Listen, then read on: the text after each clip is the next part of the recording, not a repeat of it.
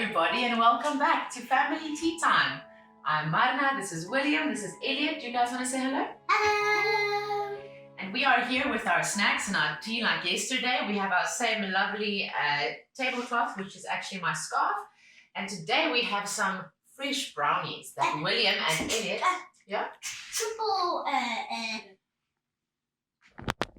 Triple fudge chocolate chip brownies.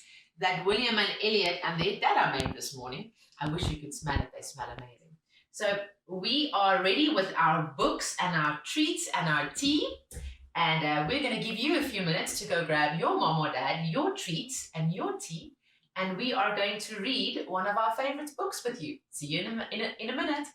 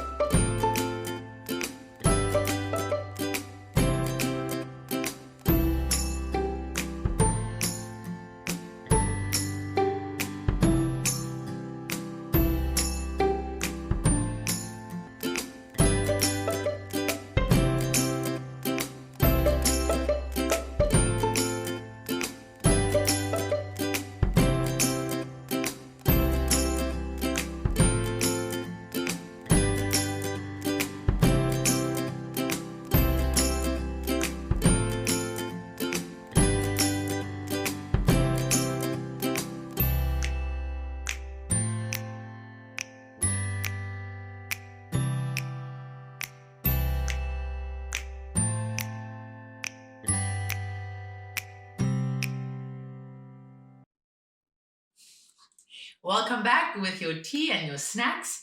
We have our brownies and our tea here, and the boys are ready to dig in. We are going to read a book called A Porcupine Named Fluffy by Helen Lester and illustrated by Lynn Munzinger. This is one of our favorite books, and you will see why in a minute. Yes, it's so funny! A Porcupine Named Fluffy. When Mr. and Mrs. Porcupine had their first child, they were delighted. Now he needed a name. Should they call him Spike? No, Spike was too common. Should they call him Lance? No, Lance sounded too fierce. Should they call him Needle Rooser? No, Needle Rooser was too long. Prickles? Pokey? Quillian? Then, together, they had an idea. Let's call him Fluffy. It's such a pretty name, Fluffy. But soon there came a time when Fluffy began to doubt that he was Fluffy. He first became suspicious when he backed into a door and stuck fast. That was not a Fluffy thing to do. He was even more convinced when he accidentally slept on his back and poked holes in the mattress. A very unfluffy thing to do. When he tried to carry an umbrella, he knew the truth without a doubt. Fluffy definitely wasn't. Fluffy. So he decided to become fluffier. Clouds are fluffy, he thought. I'll be a cloud. But he couldn't stay up. I know, pillows are fluffy, he said. I'll be a pillow. But when his mother sat on him, she was not pleased. Coals in her bottom. He tried soaking in a bubble bath for 45 minutes, but he did not become fluffy. He became soggy. He tried whipped cream. He put a little on each quill. It was not easy, and it took more than half a day. But this did not make Fluffy fluffy. Oh, they should have named me Gooey, he sighed. He ate a lot of fluffy marshmallows. He rolled in shaving cream and feathers. He even tried to become a bunny. But the truth remained, Fluffy wasn't. Fluffy. One afternoon, Fluffy set out for a walk, trying to think of ways to become fluffy. Before long, he met a very large rhinoceros. "Grrr," said the rhinoceros. "I'm going to give you a rough time." Fluffy didn't know what a rough time was, but he didn't like the sound of that at all. "What's your name, small prickly thing?" asked the rhinoceros unkindly. "Fluffy," said Fluffy. The rhinoceros smiled. He giggled. Then he laughed out loud. Okay, monkey. He rolled on the ground. He jiggled and slapped his knees. He roared with laughter. "A porcupine named Fluffy," howled the rhinoceros.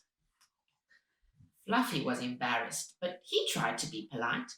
"And what is your name?" he inquired.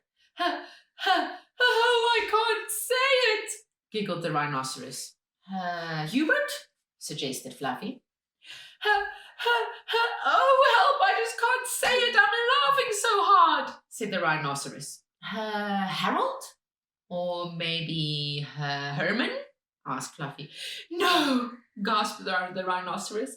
"It's Hippo." Hippo. A rhinoceros named Hippo. Fluffy smiled. He giggled. Then he laughed out loud. He jiggled and slapped his knees. He howled with laughter.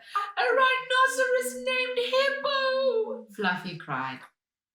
A porcupine named Fluffy and a rhinoceros named Hippo.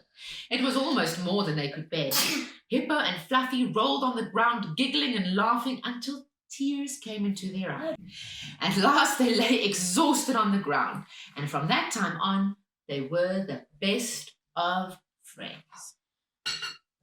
And Fluffy didn't mind being Fluffy anymore, even though he wasn't. Did you guys enjoy that? Yeah. And the brownies? Yeah. Thank you, everybody, for having our tea time with us. You can send pictures and videos of your favorite books to GraceKidz, that's with a Z, at gracelife.co, not .co.za and not .com, or you can WhatsApp it to +27 21 880 0168. It would be awesome to hear from you and see what you're doing, and we might share it on tomorrow's program. 8 o'clock, we'll have GraceKidz exercise program, and we'll have board busters at 11 o'clock. We'll see you tomorrow. Bye.